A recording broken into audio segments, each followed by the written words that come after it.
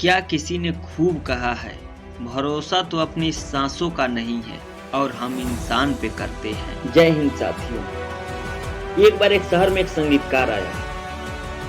उसके बारे में यह बात प्रसिद्ध थी कि वह एक सनकी आदमी था, पर राजा को उसके संगीत को सुनने का मन था। राजा ने उसे महल में आकर संगीत बजाने को कहा। वह सितार वादक था। वह तैयार हो गया, पर वह बोला कि मेरी एक शर्त है।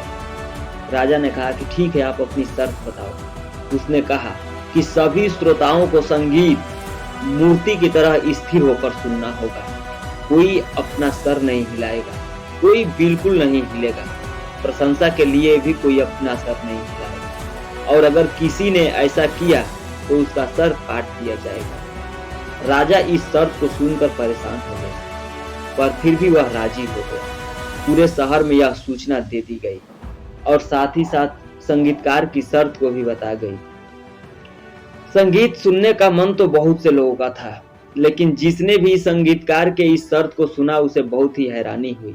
लोग सोचने लगे कि कौन ऐसा संगीतकार होगा जिसको यह अच्छा नहीं लगेगा कि लोग उसकी संगीत को सुनकर झूमे, नाचे, तालियां बजाएं। हजारों लोग संगीत को सुनना चाहते थे, लेकिन यह संख्या सैकड़ों में सिमट के रह गई। वे सैकड़ों लोग जो सुनना चाहते थे, वे सब आसन मुद्रा में बैठ गए। राजा ने भी चारों ओर तलवार लिए सिपाही खड़े कर दिए। संगीतकार ने सितार बजाना शुरू किया। संगीत तो कमाल का था। 2 घंटे बीत गए। लगभग दर्जन लोग संगीत सुनकर झूमने लगे, जिसके कारण उन्हें पकड़ा गया। राजा यह देखकर अब हैरान हो रहे थे। थोड़ी देर बाद संगीत बंद हो गया। फिर राजा ने संगीतकार से पूछा, क्या सचमुच में आप चाहते हैं कि इन लोगों का सर काट दिया जाए? संगीतकार ने जवाब दिया, नहीं, ये वे लोग हैं जिनके लिए मैं अब संगीत बजाना चाहता हूँ। उसने इस राजा से रिक्वेस्ट की। उसने कहा कि मैं चाहता हूँ कि बाकी जितने भी लोग हैं उनको बाहर कर दिया जाए। दोस्तों, ये छोटी सी कहानी हमें यही सिखाती है कि इस दुनिया में उसे ही चुना जाएगा जो लोग अपने धुन के पक्के होंगे।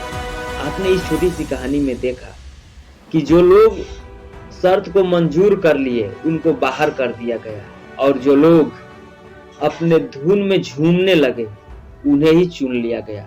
अगर आप भी अपने जीवन में कोई लक्ष्य बनाते हैं, कोई टारगेट रखते हैं, तो हो सकता है कि आपको सामने भी शर्त रखी जाएगी, लेकिन आपको अपने धुन में रहना होगा, नहीं तो आपको भी बाहर कर दिया जाएगा एक वक्त के साथ। बस ये आपको तय करना होगा। दोस्तों, मैं चाहूंगा कि आप कमेंट में बताएं कि आपको छोटी सी कहानी कैसी लगी और इस कहानी में कौन सी बात आपको अच्छी लगी। आप कमेंट करके जरूर बताएं। जय हिंद, थैंक्स।